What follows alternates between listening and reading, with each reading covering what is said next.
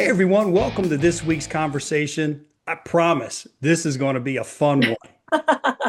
And I have to say right up front, when they came up with the concept for The Voice, I'm convinced it was after they had watched my guest tonight perform live. So it's no surprise at all that she would ultimately become a finalist on that very same show. So please welcome to the conversation singer, songwriter, and rising country music star, Karen Waldrup. Karen, welcome. Hi, good to see you. It I'm is doing great to good. see you. Yeah, and Karen, I know you've got a lot going on. There's some big things happening and some things that just happened. I'm going to make sure I get to that. But before I do, I talked right up front about the amazing run you had on The Voice.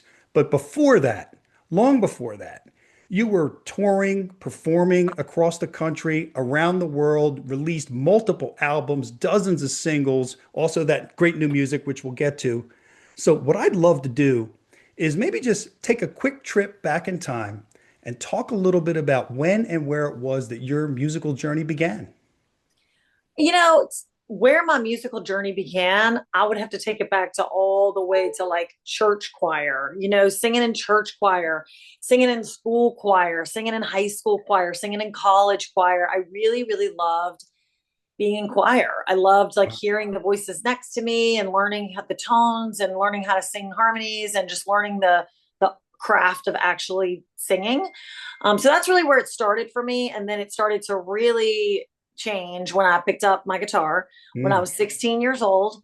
And I thought at the time, oh man, I missed it. There's no way I can still learn how to play. I don't know what I was thinking, but anyway, so I picked it up and started strumming it. And I actually got grounded for trying to go to Bourbon Street at 16 years old. That is a bad idea. Ooh. And it was a bad idea, but it paid off for me because I got grounded and I had nowhere else to go but sit in my room and play guitar. So I Ah, learned how to play really quick. And I started playing rhythm. And that's when my heart began the process of writing songs. So I started writing songs, and then I went to the University of Southern Mississippi, and that is where the door to the club scene got opened for me. And I started playing clubs, tailgates, fraternity houses, private events, you name it. If they had a wow. microphone, I was playing it. And we played a lot of shows in college. And then when I was graduating college, I kind of went, okay, well, where am I going to go? Like, what do I want to do? And I had the option of moving back to New Orleans, where I'm from, which is a great music scene. Yeah. I had the option of moving to LA, which seems so far away. New York seemed like, whoa, that might not be me. So Nashville just was the perfect fit. And the very first night I ever came to Nashville, I love this story.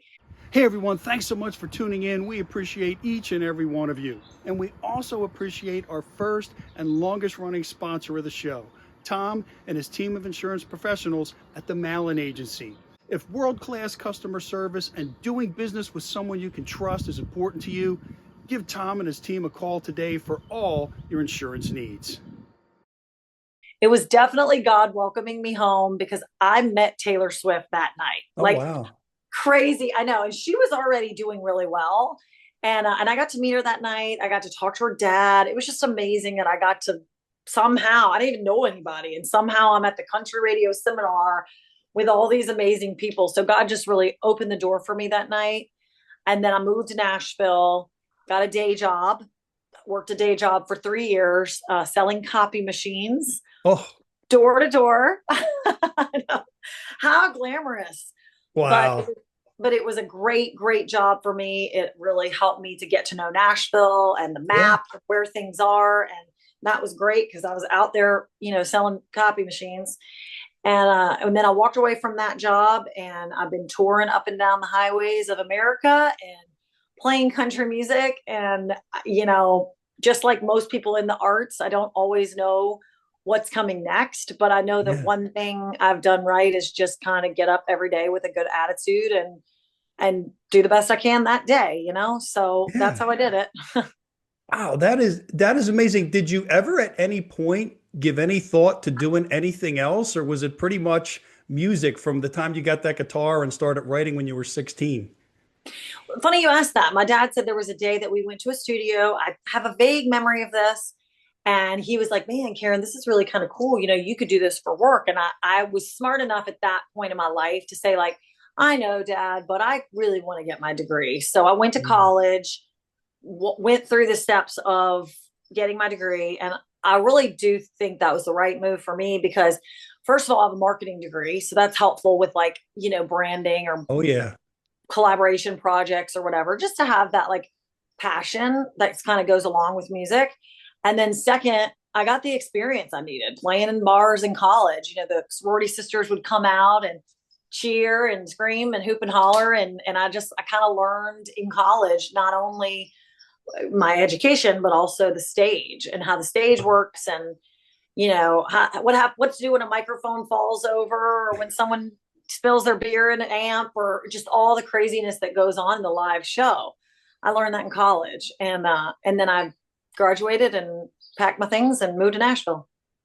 That's phenomenal, Karen. And I'll tell you, as you were talking about that, and, especially, majoring in marketing and getting to know the business side of thing and actually working in a business selling those copiers, there have been so many people I've talked to, all the way up to some Hall of Fame performers, that one of the things they wish they would have learned earlier was the business side of the business.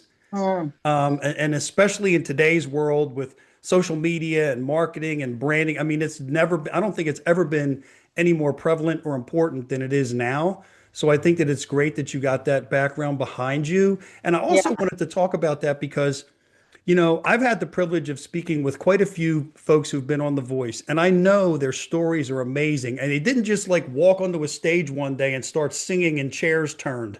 There's a right. lot that went into it before that. And I really appreciate you sharing that part with me because there's a lot of years, a lot of work, and you just became the talent that you were that started turning Absolutely. those chairs. Now, what ultimately inspired you, though, to take that shot and go for that audition on The Voice?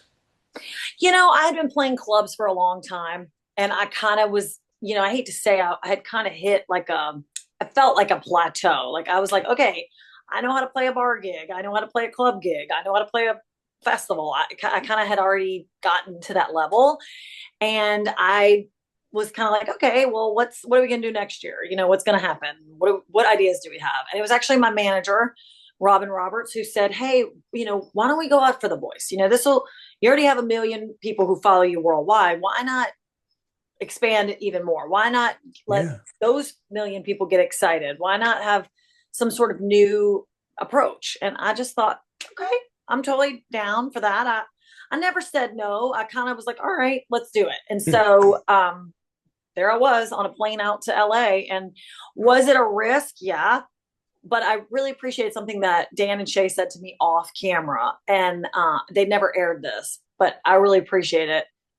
Shay said, Karen, I love that you're taking a step back to take a step forward.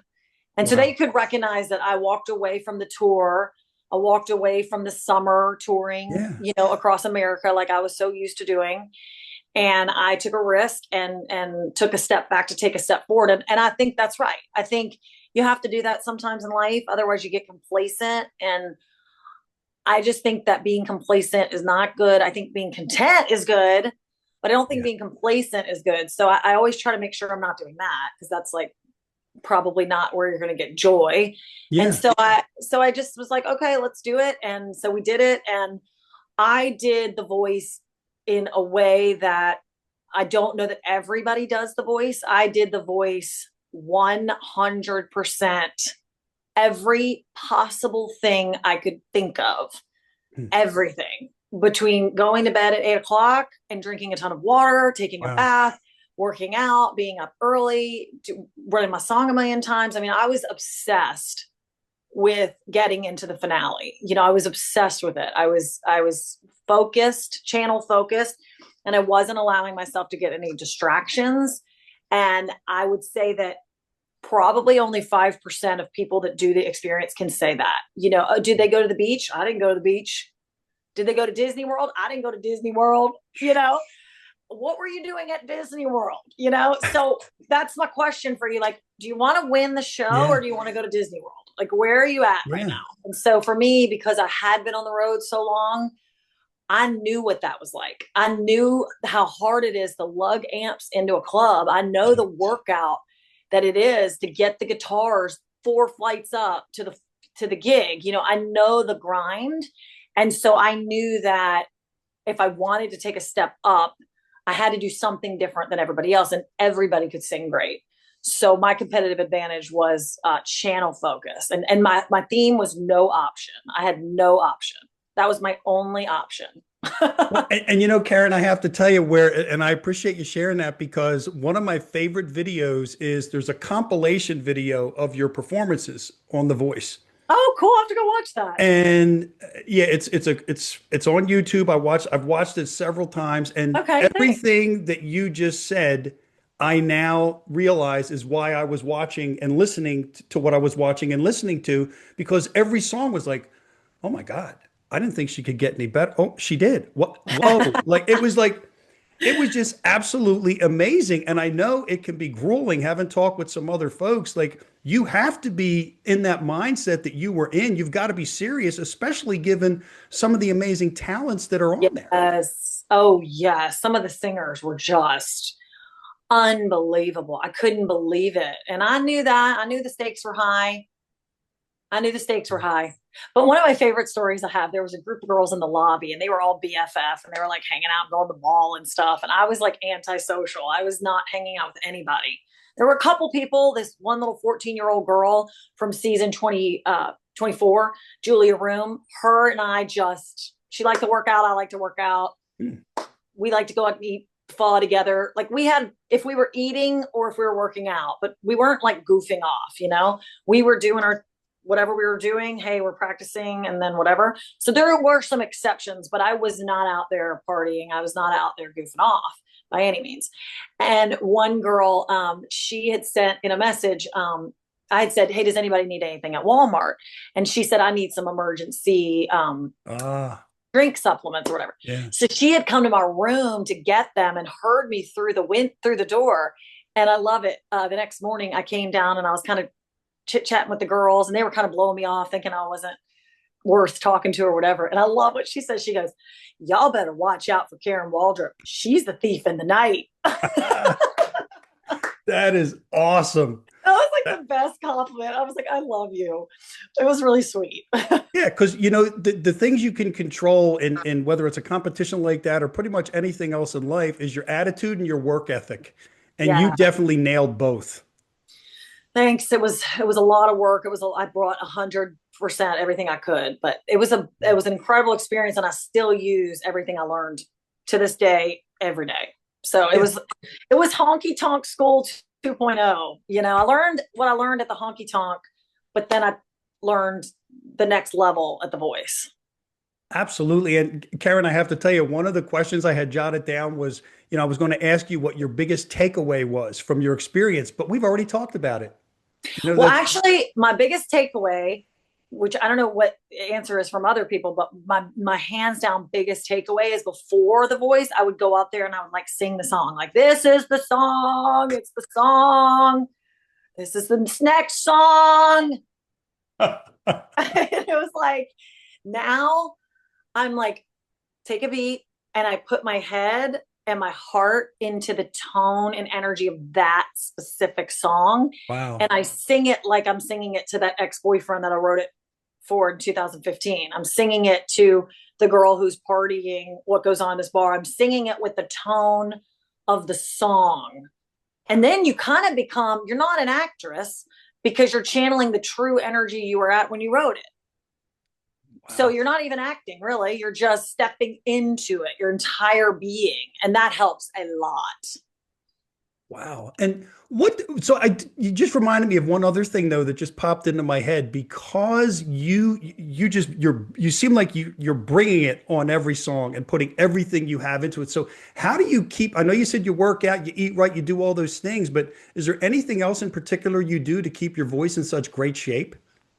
Well, interesting you said that. I believe sleep. I think sleep is really important for vocal health. So I try to sleep as much as I can. So if I know I have a big show the next day, or if I know today was crazy, a ton of interviews and a ton of like attentiveness that I need to have. So I let myself sleep. Okay. And I think sometimes people feel guilty about sleeping a lot. I don't feel guilty sleeping. I know it's good for my vocal health. I know that the more I sleep, the more I'll feel better and the more my voice will sound better. So I Okay. actually learned that from Celine Dion from her documentary. She talks about that in her documentary, how her voice requires a ton of sleep and water. Yeah. So I've got my water jug. There you go. I was gonna Yep. So I drink out of my water jug. It's like, I know it's ridiculous, but Yeah, you can't overhydrate. That's for sure. you can. And when you get there, that's the moment that counts, is all the work that went into it is what Yeah. gives you the resilience to get through the show, and not just through it, but to give it your all, like you said. No, absolutely. Now, I really appreciate having the chance to talk about that experience. Now, what I'd like to do is shift gears, fast forward a little bit to at the time when this show airs, it will have just been a few short days ago, your brand new single. And we're not just going to talk about the song. We're actually going to talk about the song and what the song's about and some footwear too. So, Yeah. what's the story behind those blue cowboy boots? It's such a cool thing. I'm so elated by these blue cowboy boots. The story goes back to my friend and mentor and co-writer that I've been writing with for many years, Ed Hill, had the idea. He's brilliant. He comes up with really fun, weird, cool ideas. And he said, I got the song idea and it's blue cowboy boots. And the whole idea from the song is that when you put these blue cowboy boots on, you're not blue anymore. You're happy because you're wearing something vibrant and you're going dancing, or you're going to a music festival, or you're even just going to Target. Like, you're wearing blue cowboy Yeah. boots. You have a whole new energy than if you just wore your tennis shoes. And so I've watched it actually work for me, because after we wrote the song, I went and got a pair. And then all for however many months after I bought the pair of boots, I was wearing them, and I've never had a single item in my life get more compliments than my blue cowboy boots. Everywhere I go, well, those are weird. I love those. Those are so funky. Or, man, I love those boots. And so then I realized, like, okay, if I'm going to have a song called Blue Cowboy Boots, then wouldn't it be neat to do a Blue Cowboy Boots brand partnership? And I just so happened to have friends at Wet Kiss who had given me some boots last season for my tour. Okay. And I already knew the product. I knew the durability. I knew the comfort of them. I knew the reliability of them. And I was like, these people are going to get the boots to the person. Like, I know that. I have extreme confidence these people are going to get these boots out. This is what they do. And so reached out to them and I said, could we do a blue cowboy boot, Karen Waldrup boot? And they were like, love it. We want to do it. So we designed the boots, and they have a little hidden messaging, because when you Okay. look at the front of the boot, they actually have a W and then a W. So when you're walking, they actually say WW, which is for Waldrup Worldwide, which is my fans all over the world that are all over the world. And then on the side of the boot, they have the obvious KW circle. So they're like a slight brand thing, but then also I wanted them to be vague enough that just any old person would stumble on the website and buy them. I didn't want them to scream Karen Waldrup. So we designed these in a way that can be worn with jean shorts, they can be worn with white shorts, they can be worn with a dress. They can be worn like literally in any way people want to wear them. And then I did one that's just the embroidery, and then we did the bedazzled version as well. So Oh, there's actually wow. two.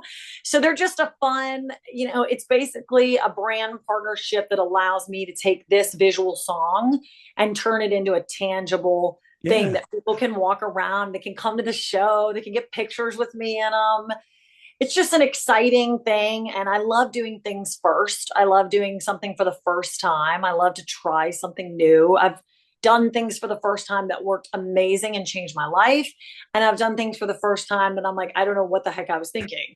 So with these, I'm feeling like for the first time doing a blue cowboy boot where somebody can order it worldwide and Yeah. have it shipped to them no matter where in the world they live is quite innovative, and is also exciting, colorful, and supports our summer song in a way that I think people will really feel part of the community, the Yeah. togetherness. Yeah, and I can't help but think you'd have to just feel good wearing them, just feel good putting them on, and then other people will be getting all those compliments too. So, real quick, Karen, where can people get these boots? They're going to be at KarenWaldrup.com. All you have to do is go to KarenWaldrup.com and click on shop, and it's super easy. It'll redirect you to the Wet Kiss link. Wet Kiss is amazing, but Okay. you can also just go to Wet Kiss's website and type in blue cowboy boots, and you'll see the Karen Waldrup ones. So they're available for Wet Kiss's global reach, my global reach, and also for me to wear a lot around and just add even more fun and visual to the song. I love it. I love it. So, Karen, listen, I know you've got a lot of other people to talk to today. So, I just have one last quick question for you that I really Thank you have. so much. I appreciate you for having me. Yeah, just one last question I had for you. And I've been looking forward to hearing your answer to this because of all you've done and all the great work and hard work you've put in. If you look back over it all, what are you most proud of? Wow, what a great question. I'm most proud of Waldrup Worldwide. I'm most proud of the people, the community. I'm proud when I hear things through the grapevine, like, oh, did you hear that, Curtis and Lisa stayed at Linda's house? She put them up. And did you hear that Cindy's kid had cancer and Gary sent wind chimes? Or did you hear that? And I hear these stories and I'm like, Wow. they really love each other. Like, that's so cool. They Yeah. give to each other, not just me. They also give to me and I give to them. But I think Waldrop Worldwide has its own community, and the community is based in honesty. Mm. We will block somebody who is on my page hating on anything, whether they're hating on my content, whether they're hating on someone else's content. We don't need you that bad. If you want to get behind Amen. the screen and be ugly to people, bye bye. See you Love later. But for the people who do want to be a part of something great and who want to know that when they get on our page, they're going to see light and happiness and joy. We don't do politics. We don't do all that nonsense. We're about country music. We're about community. We're about togetherness, and we're about lifting each other up. And I'm proud of that. Wow, that is definitely something to be proud of. I love it. I salute it. And Karen, I'll tell you, if you're ever, or next time I should say, that you come up anywhere near the Northeast, I'm in suburban Philadelphia. So whether it's in southeastern PA, Jersey, All right. Delaware, I'm coming out to see you and meet you in person. I've so enjoyed having you on with me today. I wish you all the best with the Blue Cowboy Boots, the song, the boots, Waldrop Worldwide, all of it. Thank you so much. Thank you guys so much. And I'll see you hopefully at a show sometime. Sounds great. Folks, thank you for Bye. watching. We'll see you next time. See ya. This week's episode has been brought to you by Doherty and Company Insurance Services for all your business and personal insurance needs. Our friends at Tennis Addiction in Exton, PA. And the Malin Agency, where exceeding expectations is how they do business.